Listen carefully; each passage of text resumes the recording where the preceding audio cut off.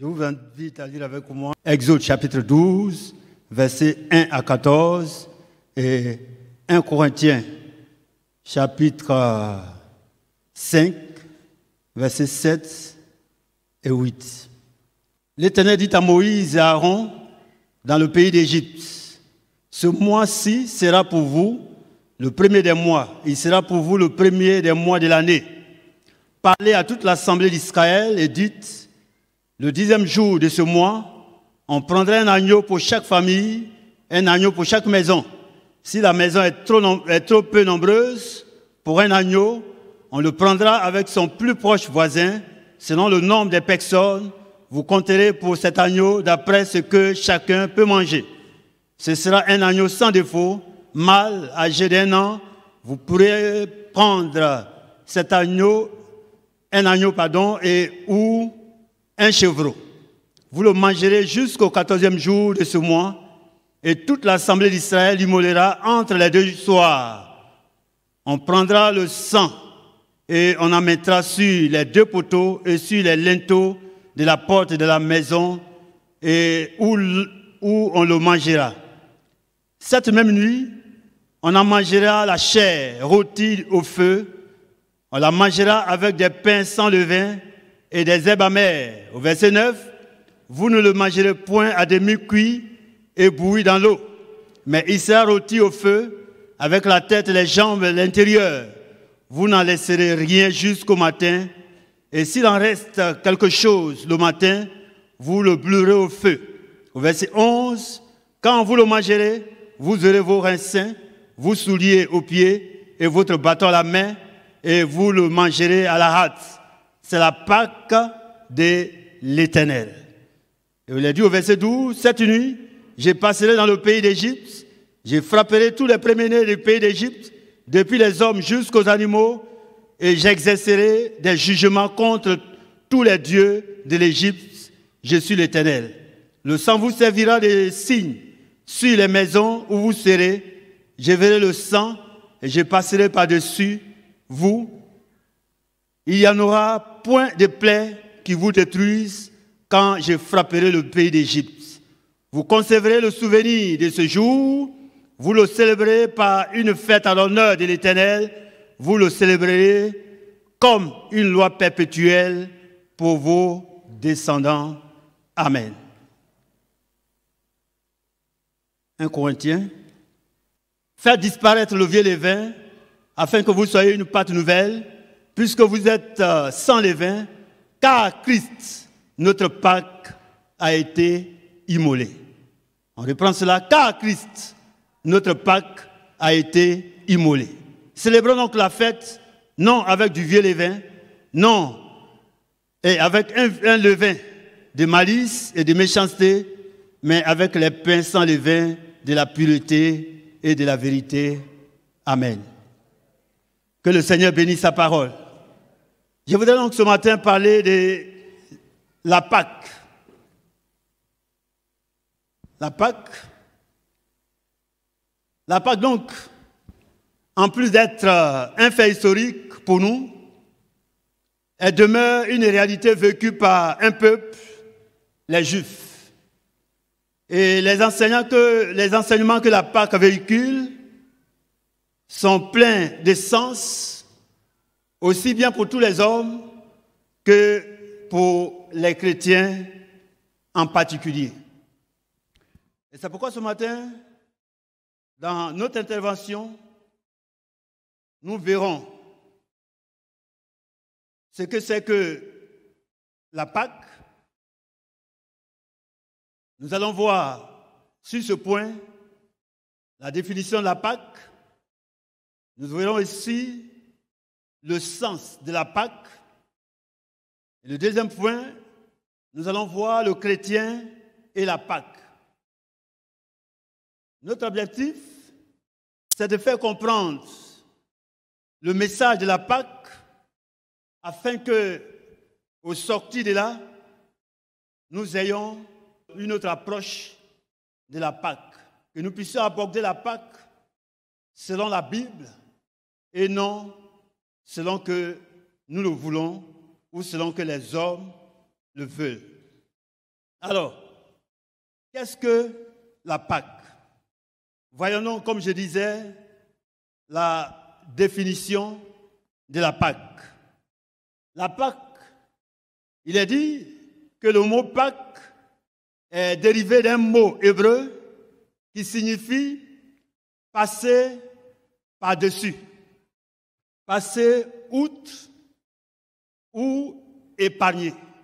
La Pâque, c'est la première des 3 grandes fêtes annuelles à l'occasion desquelles tous les Israélites, quel que soit où ils se trouvent, devaient se présenter devant Dieu dans le temple. Vous le lisez dans Exode chapitre 12, verset 43, Deutéronome 16, à partir du verset 2 jusqu'au verset 16. La Pâque s'appelait aussi la fête des pains sans levain. Exode chapitre 23, verset 15, Deutéronome 16, 16. La fête des pains sans levain. Cette fête, qu'est la Pâque, fut instituée en Égypte pour commémorer la délivrance des Israélites. Nous l'avons dit dans notre passage tout à l'heure. Le Seigneur va donc dire à Israël d'organiser quelque chose en tuant un agneau pour chaque famille, pour chaque maison. Il va dire, vous allez faire cela comme de façon perpétuelle pour vos descendants. Donc, en le faisant pour Israël, il s'agissait de commémorer la délivrance d'Israël. Nous connaissons l'histoire d'Israël en Égypte. Après tant d'années de souffrance, Dieu décida de délivrer ce peuple en envoyant des signes forts. Ces signes que nous connaissons sous le nom des 10 plaies. Vous le savez. Et c'est à la 10e plaie que vint l'histoire de la Pâque. Exode chapitre 12, verset 11. Le Seigneur envoie les plaies pour donner un signal à l'Égypte qui maltraitait Israël, qui malmenait Israël, esclave. Et à la 10e plaie, le Seigneur va donc agir de façon rigoureuse, de façon forte. Et c'est là que vient donc l'histoire de la Pâque. Alors, quel est le sens de la Pâque? La Pâque, quand nous l'approchons, nous pouvons dire que c'est le passage de Dieu. La Pâque, c'est le passage de Dieu. Au verset 12 d'Exode 12, il dit, cette nuit, je passerai. Je passerai. C'est donc le passage de Dieu. Or, nous savons que quand Dieu passe, ses ennemis tremblent et ses amis se réjouissent. Je reprends pour dire, quand Dieu passe, ses ennemis tremblent et ses amis se réjouissent. Et Dieu, dans son passage en Égypte, va donc exercer un jugement contre les païens, les impies, ces mauvaises personnes. Nous voyons la même chose avec Sodome et Gomorrhe, Genèse chapitre 18 et chapitre 19. Ce peuple qui ne craignait pas Dieu, qui faisait n'importe quoi, et Dieu est passé par là. Et vous savez ce qui s'est passé pendant que c'était, n'est-ce pas, de la joie pour Abraham, pour Lot, dans le camp de Sodome et Gomorrhe, c'était la terreur. Et c'est pourquoi j'ai dit, quand Dieu passe, ses ennemis sont en pleurs, ses ennemis tremblent, c'est-à-dire ceux qui ne croient pas en lui, ceux qui ne marchent pas selon ses recommandations, selon sa parole, ils tremblent, ils pleurent. Mais alors, le peuple de Dieu se réjouit. La Pâque, c'est aussi le salut du peuple de Dieu. Exode chapitre 12, verset 13, verset 31. Le salut du peuple de Dieu. C'est ce jour-là. Israël, qui était esclave en Égypte pendant des siècles, va être délivré. Dans le mot salut, il y a délivrance, il y a libération, il y a restauration. C'est donc le salut du peuple de Dieu. Dieu passe et son peuple est sauvé. C'est le salut du peuple de Dieu, la Pâque. La Pâque, c'est aussi un nouveau départ, une nouvelle vie, un changement. Je reprends pour dire que la Pâque, c'est un nouveau départ, une nouvelle vie, un changement. Exode 12, verset, Exode 12, le premier verset, il dit, l'Éternel dit à Moïse et à Aaron, dans le pays d'Égypte, ce mois-ci sera pour vous le premier des mois. Il sera pour vous le premier des mois de l'année. Quand j'ai dit cela, j'ai dit, waouh. Un peuple, des hommes qui ont vécu pendant des années, qui vivent, qui ne sont pas dans le ventre pour dire que c'est maintenant qu'ils sont nés, c'est maintenant qu'ils vont commencer à vivre. Le Seigneur dit, ce sera pour vous le premier des mois. Alors, ça veut dire que Égypte, l'Israël était en Égypte, mais c'est comme si il n'existait pas. C'est comme si il ne vivait pas. Pour parler comme les jeunes qui les calculaient. Et le Seigneur dit, c'est maintenant que vous allez exister. C'est un nouveau départ. Et je prie que ce matin, ce jour, soit un nouveau départ pour toi. Qu'il y ait un changement pour toi. Qu'il y ait une nouvelle orientation pour toi, pour ta vie et pour ta maison. C'est un nouveau départ. La Pâque, c'est aussi la libération. C'est la liberté. Israël, esclave en Égypte, pendant des années, des siècles. Désormais, ils vont être libérés, ils vont être libres, ils vont vivre la présence de Dieu, ils vont voir Dieu, les miracles de Dieu. Quand nous lisons les autres passages d'Exode, le chapitre 14 que vous pouvez lire, et n'est-ce pas, tous les versets que vous pouvez lire, vous voyez que désormais Israël parle avec Dieu. Vous savez, quand on est tellement rempli d'amertume, quand on est tellement rempli de problèmes, de difficultés, on ne voit pas Dieu. Les femmes sont allées à la tombe, à la résurrection de Jésus-Christ. Alors qu'elles étaient avec Jésus, elles parlaient avec Jésus, mais elles ont confondu Jésus au jardinier. Les yeux étaient tellement remplis de larmes, parce qu'elles ne croyaient pas à les yeux, elles ne pouvaient pas concevoir que les seigneurs, les dieux, les maîtres, les bienfaiteurs vont être tués et il va être cloué au tombeau. Il est mort, il a été enseveli, il va être cloué au tombeau. Et non seulement, comme si ça ne suffisait pas, ils viennent pour entretenir son corps dans le tombeau. Ils viennent encore et le tombeau est vide. Mais il ne voit pas. Il parle avec Jésus, il ne voit pas. C'est pourquoi j'ai dit, quand vous êtes tellement plein d'amertume, tellement plein de problèmes, tellement plein de difficultés, vous ne voyez pas Dieu. Vous pensez que Dieu n'existe pas.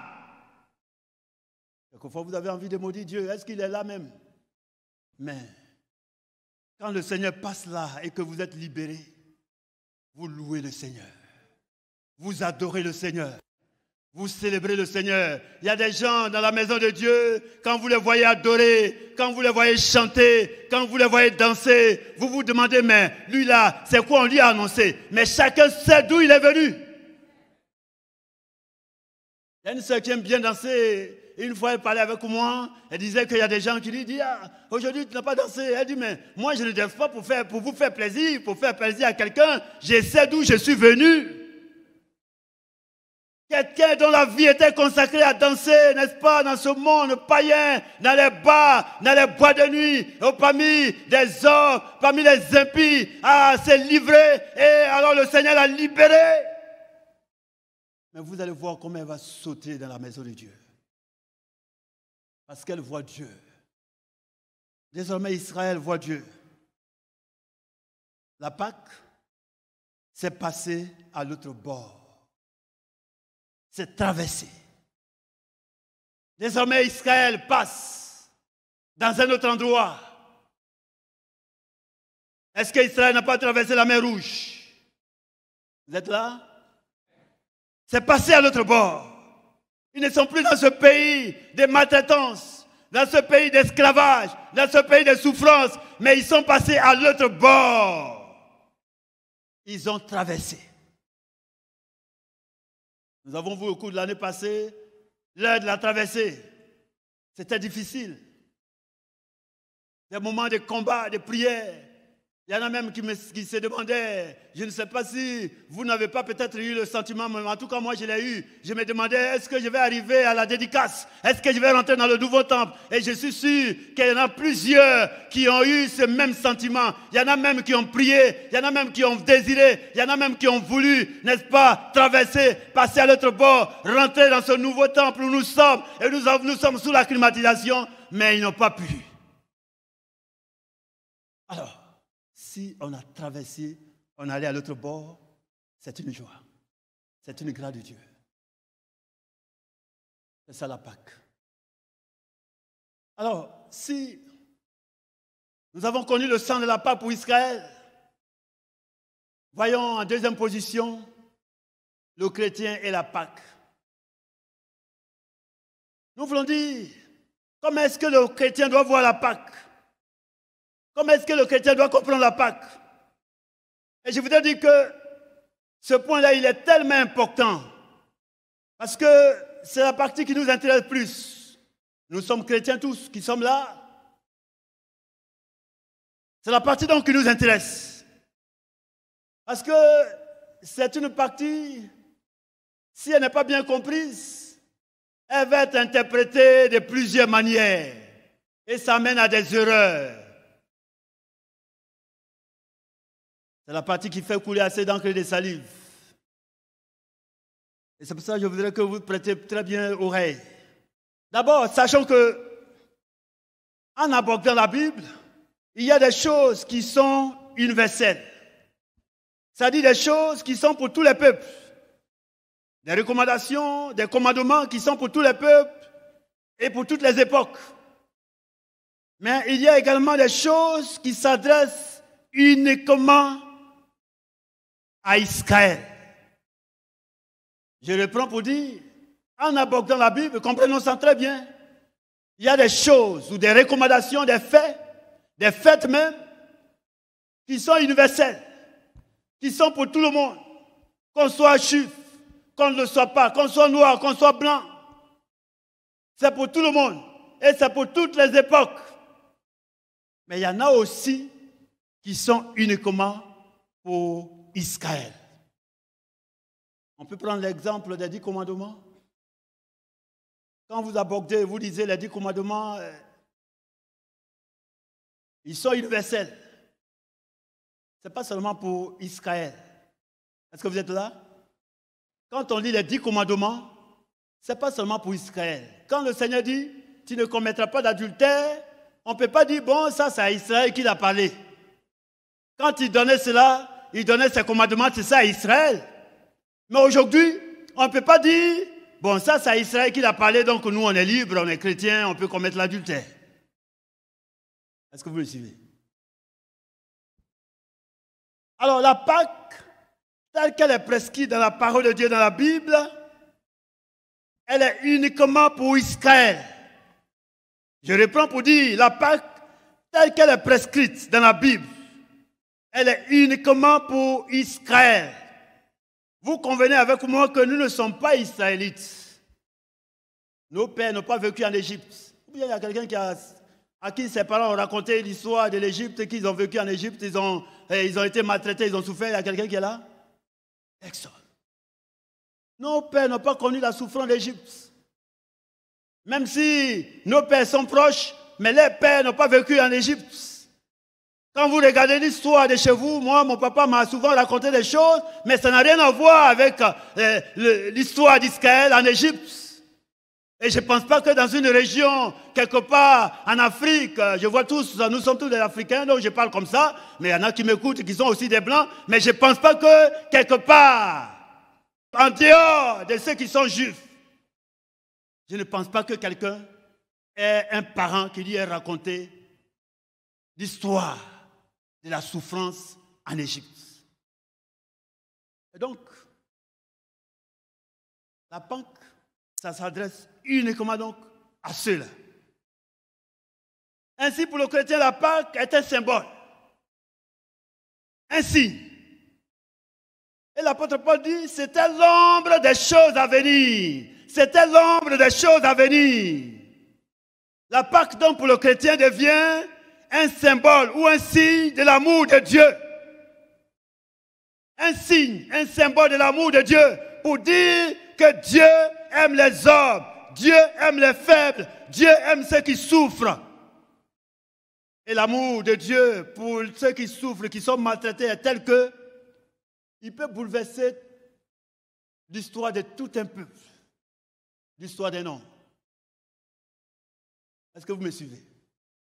L'amour de Dieu pour les hommes qui souffrent est tel qu'il peut bouleverser l'histoire de tout un peuple.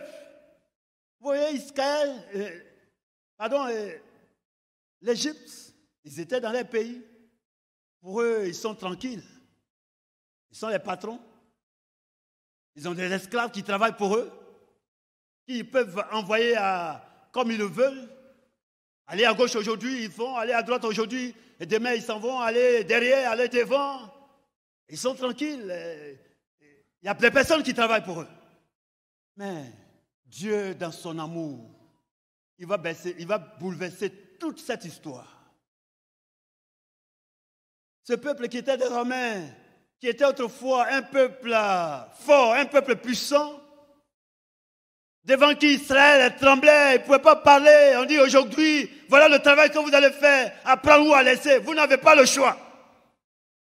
Mais Dieu va bouleverser ça. Moïse, il était dans la maison de Pharaon. Et c'était un grand, c'était un homme fort, un homme puissant. Il n'a rien à voir avec la souffrance, n'est-ce pas, d'Égypte, avec la souffrance d'Israël. Alors qu'il est d'origine israélite, il n'avait rien à voir avec la souffrance de son peuple d'origine. Mais Dieu va bouleverser sa vie. Dieu va bouleverser son histoire. Dieu va dire désormais, au lieu de rester dans le palais, n'est-ce pas, de Pharaon, et en train de manger les bons repas, n'est-ce pas, désormais, tu vas partir et c'est toi qui vas conduire ce peuple, le peuple d'Israël. La Pâque donc, pour le chrétien, c'est l'amour. C'est le symbole de l'amour de Dieu. La Bible dit, Jean 3,16, Dieu a tant aimé le monde qu'il a donné son Fils unique. Ah, Jésus, la Bible dit qu'il était en forme de Dieu, il était auprès de Dieu, il était dans le ciel. Mais à cause de l'amour pour moi, à cause de l'amour pour toi, à cause de l'amour de l'humanité, à cause de notre amour, à cause de l'amour des hommes, parce que Dieu sait que si nous restons dans notre péché, nous partons dans la souffrance éternelle, nous partons dans l'enfer, nous partons dans la perdition, il va dire à Jésus de venir sur la terre. Quel bouleversement! Romains 5,8. Dieu prouve ainsi son amour envers nous, en ce que lorsque nous étions encore pécheurs, Christ est mort pour nous. Et en continuant, il a dit, à peine mourrait-on pour les justes. Mais Jésus, il est mort pour nous. Alors que nous étions adultères, alors que nous étions menteurs, alors que nous étions féticheurs, il y en a qui étaient là, des femmes qui ne faisaient que des avortements. Mais Jésus est mort parce qu'il t'aime, parce qu'il sait que si tu restes là, c'est la mort. La Pâque pour le chrétien, c'est le symbole de la délivrance de Dieu. Pour dire que Dieu est capable de délivrer quelqu'un, quel que soit le lien. Oui, Dieu, il est capable de délivrer. Qui aurait cru? Dis avec moi, qui aurait cru? Non, c'est trop faible. Non, vous allez comprendre. Peut-être que vous ne comprenez pas, c'est pour cela que vous ne disiez pas très fort, mais dis avec moi, qui aurait cru? C'est encore faible. Est-ce que vous suivez avec moi? Un peuple esclave, ils n'ont jamais appris à se défendre. Ils n'ont jamais appris à faire la guerre. Ils n'ont jamais appris à faire quoi que ce soit, si ce n'est de travailler. Quand ils se réveillent le matin, ils s'en vont au travail. Ils reviennent, je ne sais pas à quelle heure ils descendent. À nous, comme quand nous sommes au travail ici, nous avons nos heures de travail, on descend à telle heure, et quand l'heure est arrivée, et puis le patron ne nous libère pas, le visage commence à changer. Est-ce que ce n'est pas vrai? Mais il est là pour que je descende. Ou bien quand on va, et puis on est en cours de route, et puis le patron appelle, mais qu'est-ce qu'il me veut? Il ne sait pas qu'il est là, je dois aller rejoindre mon époux, je dois aller rejoindre mon épouse, je dois aller rejoindre ma famille. Mais Iscaël ne connaissait pas ça. Le jour où Pharaon est content, il va dire, bon, vous pouvez partir. Sinon, vous allez rester. Ils ne connaissent pas lundi. Ou bien aujourd'hui, c'est samedi. Ils ne savent pas ça. Quand nous avons lu le passage, il a dit, c'est cela le premier des jours. Le premier, c'est maintenant que ça commence. Vous n'avez jamais la notion. C'est le 1er janvier, c'est 31 décembre. Vous n'avez pas cette notion. Iscaël n'avait pas cette notion. Donc, un peuple réduit à néant. Alors, qui aurait cru qu'un tel peuple peut sortir, peut être libéré de l'Égypte? Ils vont passer par où? Mais Dieu, dans sa grandeur, Dieu, dans son pouvoir, Dieu, dans sa puissance, Dieu, dans sa force, il va envoyer son pouvoir de délivrance, son pouvoir de libération, son pouvoir de restauration. Et alors, l'Égypte ne va pas voir ce qui va se passer et Iscaël va être délivré. Alors que je suis en train de parler, je voudrais dire ce matin, s'il y a un lien chez toi, s'il y a un lien dans ta maison, il y a quelque chose, un homme fort qui est assis sur ta maison, qui est assis sur ta famille, qui est assis, n'est-ce pas, sur tes bénédictions. Je voudrais proclamer ce matin que Dieu est capable de te libérer parce qu'il n'a pas changé. S'il a libéré Iscaël de l'Égypte, il a le pouvoir, il ne change pas. Vous comprenez maintenant qui aurait cru? Dis maintenant avec moi, qui aurait cru? Ah, je vois que ça devient fort maintenant. Qui aurait cru? Personne. Alors peut-être, chez toi, j'ai parlé avec quelqu'un qui est d'une certaine position et je n'ai jamais vu conduire une voiture ou bien au volant d'une voiture. Je n'ai jamais vu avec une voiture. J'ai causé avec lui et je lui demandais, il dit, on lui a dit, dans sa famille, on lui a dit, le jour où il conduit une voiture, là, c'est sa mort. C'est-à-dire le jour où il s'amuse pour se mettre au volant d'une voiture, il fait accident et puis il meurt. Je ne sais pas ce qu'on a dit pour toi. Mais je voudrais t'annoncer quelqu'un qui a le pouvoir de te délivrer de cela.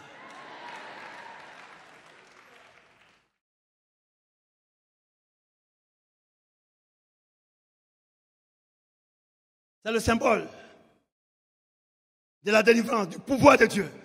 Dieu est tout puissant. Dis avec moi, Dieu est tout puissant. Et en le disant, il faut croire que Dieu est tout puissant.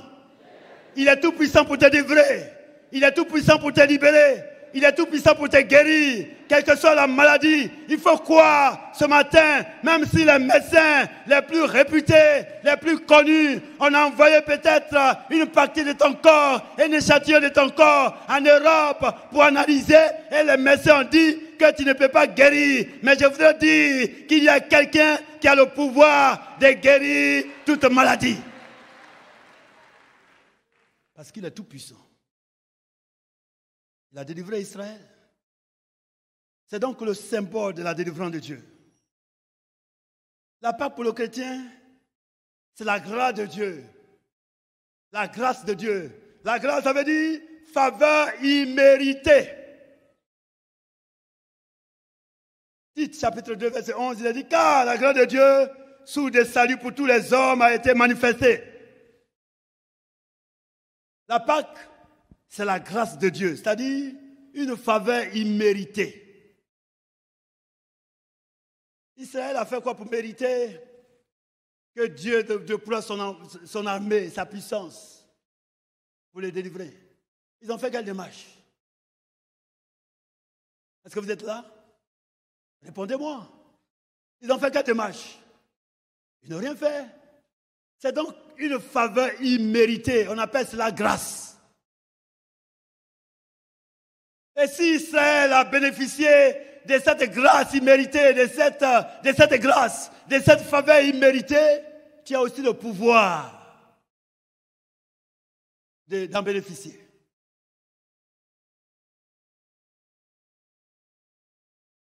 En regardant donc la Pâque, le chrétien comprend que Dieu fait grâce à ses créatures. Je ne sais pas dans le péché dans lequel tu as vécu. Je ne sais pas ce que tu as fait autrefois. Je ne sais pas les liens dans lesquels tu es. Je ne sais pas de quelle famille tu viens. Mais la faveur de Dieu vient ce matin sur toi. Et comprenez bien ce que je veux dire. La réalité de la Pâque se trouve en Jésus-Christ. Je reprends pour dire, la réalité de la Pâque pour le chrétien se trouve en Jésus-Christ. 1 Corinthiens 5, 7, nous l'avons lu. Il y a quelqu'un qui connaît? Est-ce que quelqu'un a retenu?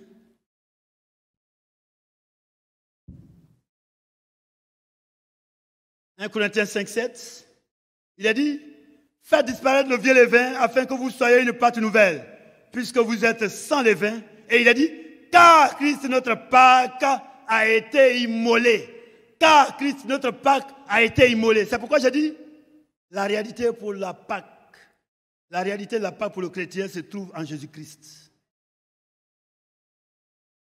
Et c'est pourquoi pour le chrétien, la Pâque, c'est Christ est mort, Christ est ressuscité, Christ revient bientôt.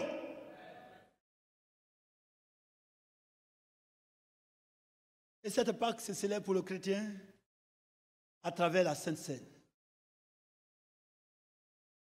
1 Corinthiens 5, verset 7, nous l'avons déjà lu. On peut lire aussi 1 Corinthiens 11, verset 26. Il a dit, car toutes les fois que vous mangez ce pain et que vous buvez cette coupe, vous annoncez la mort du Seigneur jusqu'à ce qu'il vienne. Il s'agit de la Sainte Seine. Car toutes les fois que vous mangez ce pain et que vous buvez cette coupe, vous annoncez la mort du Seigneur jusqu'à ce qu'il vienne. Et c'est pourquoi la Pâque devrait être une occasion de proclamation de Christ. Oui, le chrétien, lors de la Pâque ou pendant la Pâque, devrait proclamer Christ. Occasion pour annoncer Jésus au monde. Bien-aimé, je voudrais dire que le monde souffre. Les hommes souffrent, ils sont esclaves du péché, esclaves des démons. Il faut leur dire que l'agneau de Dieu, Jésus-Christ, a été immolé pour leur libération. 2 personnes ont dit Amen. J'ai dit le monde souffre. Les hommes sont esclaves du péché, esclaves du désordre, esclaves des démons. Il y a des gens qui sont dans des situations et ils ne savent pas comment s'en sortir. Ils ne savent pas que faire. Ils ne savent pas comment s'en défaire. Alors, c'est l'occasion de leur dire que l'agneau de Dieu, Jésus de Nazareth, est mort à la croix du Calvaire. Et s'il est mort, ce n'est pas parce qu'il avait envie de mourir, mais c'est parce qu'il les aime et il veut les délivrer. C'est l'occasion.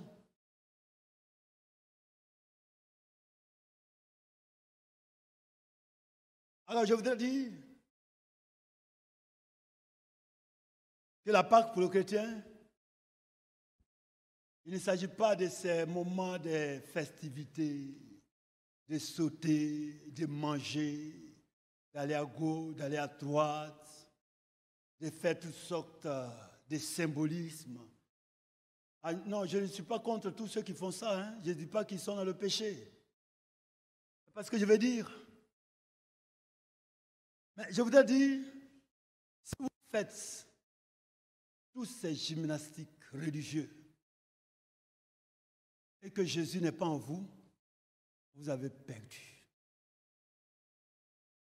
Je le prends pour dire, si vous portez des croix, on vous frappe, vous marchez au soleil. Est-ce que vous me suivez? J'étais dans ces jours-là à un voyage, je venais de quelque part et puis je vois des vieilles femmes au goudron. Vous savez, le soleil est tellement fort ces derniers temps, et surtout quand vous êtes sur le bitume, il frappe très fort. Le soleil frappe sur le bitume et puis ça vient dans vos yeux. Mais je vois cette vieille maman-là, elle ne comprenait rien, elle marche, elle s'asseye là, et puis il y a quelqu'un qui récite quelque chose, elle continue, elle s'en va. Vous faites tout ça, si vous n'avez pas Jésus, vous avez mortifié votre corps pour cadeau, vous allez aller à l'enfer, vous êtes perdu pour l'éternité. Quelqu'un me suit? Ah, je parle à vous, je parle à tout le monde, je parle à tous ceux qui nous suivent. La Pâque pour le chrétien, il ne s'agit pas de toutes ces festivités. C'est important, c'est bon. Les sorties de Pâques, aller manger ensemble. Mais ce n'est pas cela, la Pâque pour le chrétien. Disons ce passage-là. Pour bien comprendre encore. On va vers la fin. Voilà, écoutez très bien. Colossiens 2, à partir du verset 16. Que personne donc ne vous juge au sujet du manger ou du boire, ou au sujet d'une fête, d'une nouvelle lune ou des sabbats. C'était l'ombre des choses à venir, mais le corps est en Christ. Verset 18. Qu'aucun homme, sous une apparence d'humilité et par un culte des anges, ne vous ravisse à son gré le prix de la course, tandis qu'il s'abandonne à ses visions et qu'il est enflé d'un vain orgueil par ses pensées charnelles. Verset 19. Sans s'attacher au chef, dont tout le corps, assisté et solidement assemblé par des jointures et des liens, tire l'accroissement que Dieu donne. Si vous êtes mort avec Christ au rudiment du monde, pourquoi, comme si vous viviez dans le monde, vous impose-t-on ces préceptes? Ne prends pas, ne goûte pas, ne touche pas. Verset 22. Préceptes qui tous deviennent pernicieuses par l'abus et qui ne sont fondés que sur les ordonnances et les doctrines des hommes. Ils ont, à la vérité, une apparence de sagesse en ce qu'ils indiquent un culte volontaire, de l'humilité et le mérite du corps, mais ils sont sans aucun mérite et contribuent à la satisfaction de la chair. Alléluia. Amen. La première partie, le début, tu peux reprendre? Verset 16. Que personne donc ne vous juge au sujet du manger ou du boire, ou au sujet d'une fête, d'une nouvelle lune ou du sabbat. Verset 17. C'était l'ombre des choses à venir, mais le corps est en Christ. Alléluia. Alléluia. Est-ce que vous suivez? Alors, c'est très clair. Pour le chrétien, il ne s'agit plus de tous ces tapages. Le chrétien, la Pâque, c'est Christ. Nous avons été libérés. Il y en a qui se mettent toutes sortes de fardeaux.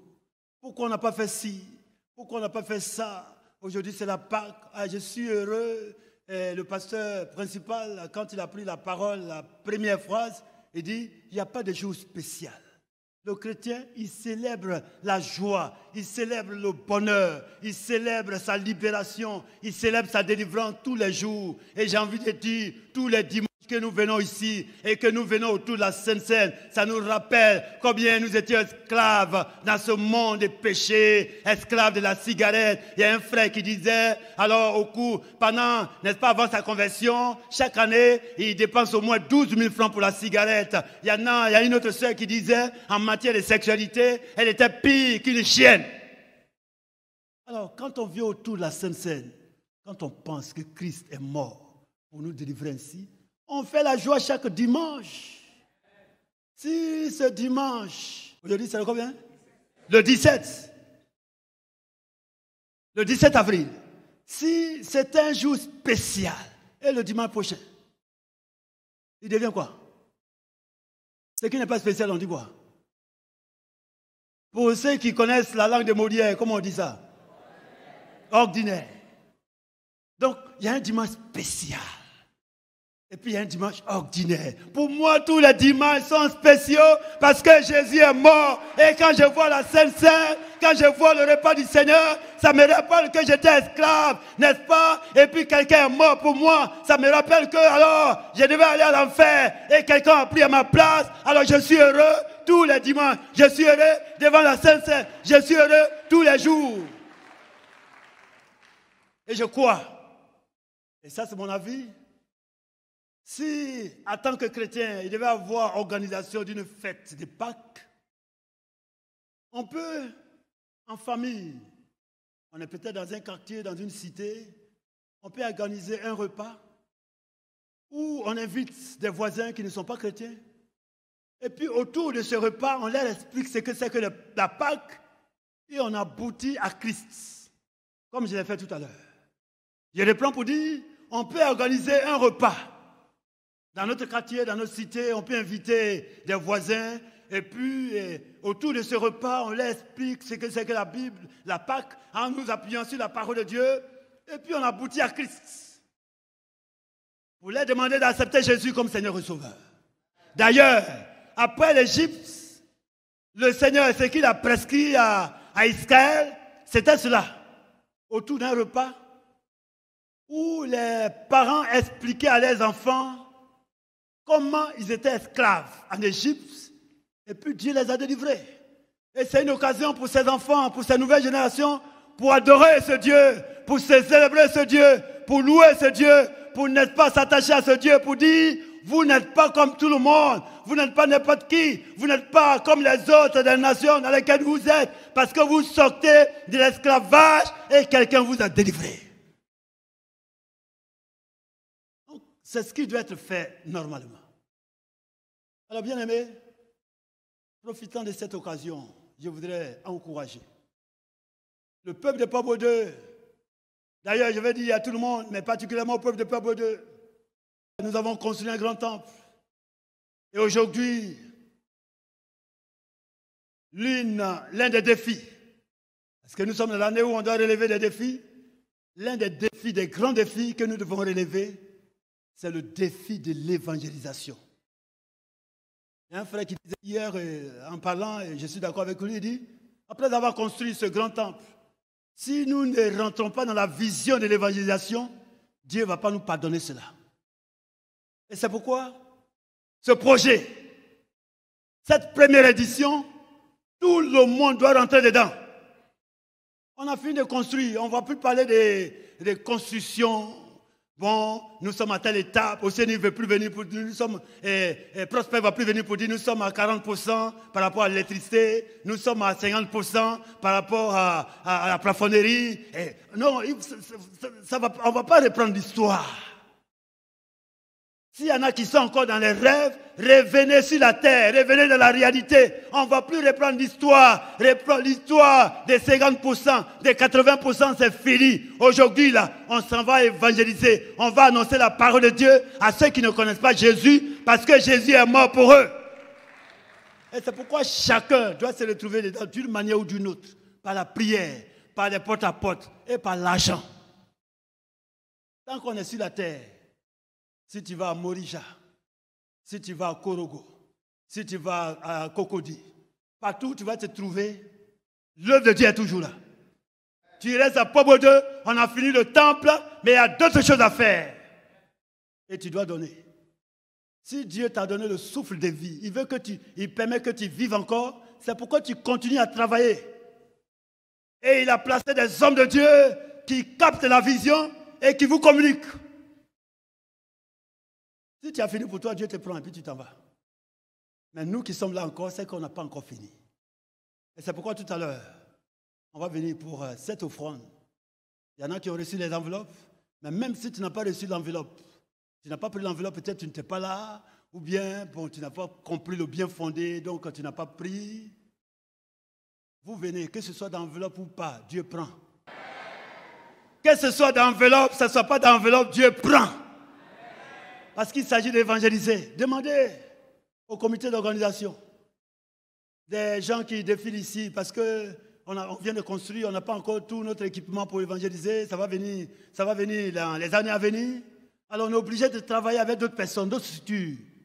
Mais ce qui nous taxe, ce n'est pas une petite affaire. On va enlever l'argent là où? C'est pour ça qu'on va dire aussi on n'évangélise pas. Quand on va aller devant Dieu, on va dire, non, comme on venait de finir le temple, il n'y avait pas l'argent, on n'a pas dit, on ne voulait plus fatiguer les gens, donc comme il n'y avait pas l'argent, on a laissé comme ça. Vous allez vous fâcher contre nous pour dire, est-ce qu'on vous a dit qu'on n'a pas l'argent? Pourquoi vous avez fait ça? Pourquoi vous nous faites rater nos bénédictions? Vous allez nous en vouloir. C'est pourquoi on communique ces visions. On est heureux parce que Israël a été délivré. On est heureux parce que c'est la Pâque. Jésus est mort. Mais ne faisons pas cette joie-là nous seuls. Allons vers ceux qui ne connaissent pas le Seigneur. Amen. Prions le Seigneur.